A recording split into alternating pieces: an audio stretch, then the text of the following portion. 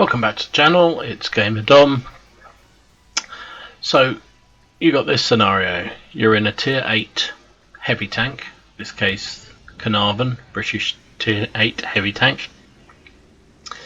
And you are in a tier 10 game, a heavy tier 10 game. There's 2, 4, 6, 8, 8 tier 10s and 2 tier 9s on the enemy team. So what do? You scout. Of course you do. You scout. So I can't say I necessarily really planned this to happen this way, but I thought, bugger it, I've got pretty good view range on this thing. I've got a good heavy turret that makes that bounces shots nicely. Even top tier tanks bounce. So I thought, well, let's go for it. Let's move. Let's see what we can do. And there's a FV215B. We'll have a shot at him, shall we? First shot, bang. 222 damage and tracked him, so that's nice. Another one into him. Couldn't do the repeat journey. I think I fired a bit too high there. He's disappeared, but you know, what's the chances he's still there? We'll just keep firing until we see something else, shall we? Do do do. Do, do, do, do, do, do, do, do, do, do, do, do. Oh, house! And we got him. I don't know whether I tracked him a second time in the same location, but whatever. Why did he stop there? Anyway, push ahead. And you know, this is a nice battle. This part of the battlefield is really good for this tank. Our Death Star sitting back at base is moaning that we're lost. Well, funny enough, we didn't lose. Spoiler alert. I should say I'm with Shoot and Scoot, who's from my platoon, from my clan. He is in the STA1, and he decided he had to help out these Death Star back at base. Which is probably for the best, because there was nothing on our right flank at all. Object 704 is really tough to pen with a tier 8 gun. Even though Caernarvon's top gun is pretty good, that sort of angling that the 704 has meant that I was going to really struggle. So let's keep pushing. There's a prototype. He's nice and conveniently turned to the side just as I fired. So we got another 238 damage. There's that 704. Now he can make a right mess of me. Oh, and there's a Jaegeru. Okay. So that's a bit more of a tricky proposition, but he's probably alone, and look at all the friends I've got. So I'm getting a bit ballsy now. I've survived this long. I've done a bit of damage. I've even got a kill. So let's see what we can do with the Jagdpanzer E100. Can I hit his commander's hatch? Do you know what? I can. I've never managed to do that before. That was pretty good. Should we try again? Oh, look at that. 2 in a row. And this is the beauty of this gun. It's so accurate. So we put 2 through his commander's cupola and did 500 damage on a tier 10 tank destroyer. So we're through. We've won this flank, but the enemy have pretty much poured around the other side, and poor old Shoot and Scoot's going to have to deal with a Leopard 1.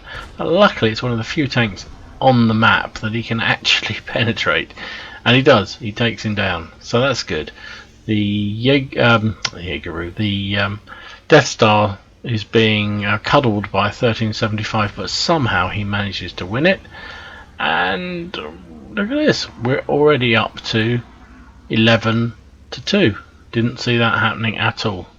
So the guy who was complaining bitterly about us, oh, hang on, a bit more target. Is that guy active? I'm not sure he is, but we'll farm him all the same.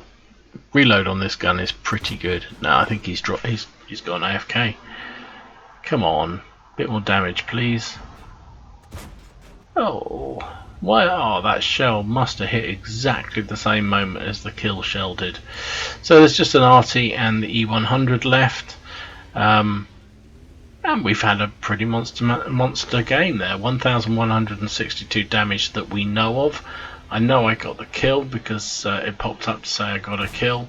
So there'll be a bit more damage to be had. I think I was pretty much in the front of the attack, so I will have got some spotting and assistance damage. So, and now I'm just going to sit in the cap until they finish off that E100, so I can get some cap points, because it's all about the points, baby.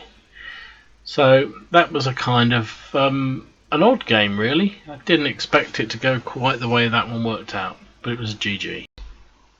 Yeah, very, very odd game. Was not predicting to do as well as I did in that game. So we got a third class mastery and a spotter. Well, it's tough to do much more than that when you are in a bottom tier in a tier 10 game. But look at that, I came second. 1,389 damage and 1 kill for 781 base XP. I think that's pretty good. Well, we'll look at these things in a minute, but the one that makes all the difference is we did 2,844 assistance damage. So we were one of the most efficient spotters in the game. Nearly 3,000 assistance damage, fantastic. We got 31 cap points as well. Gun wise, we did 14 shots, 11 of which hit, 6 of which penetrated for that 1,600 damage. We put 2 through that Jagdpanzer E100's turret through its commander's hatch for nearly 500 damage. We put so we look at that FV215B.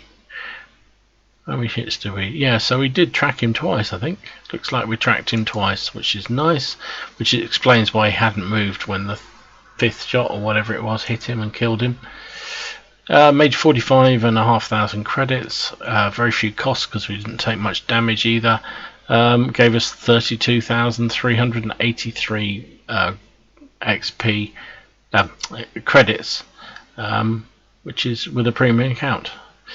We also it was our first battle of the day, so times 2 gave us 3,516. Oh, that's because we had personal reserves going. So yeah, take a bit off that one, but take 1,000 off that. So still 2,500 or so is pretty good return on that game. So there you go.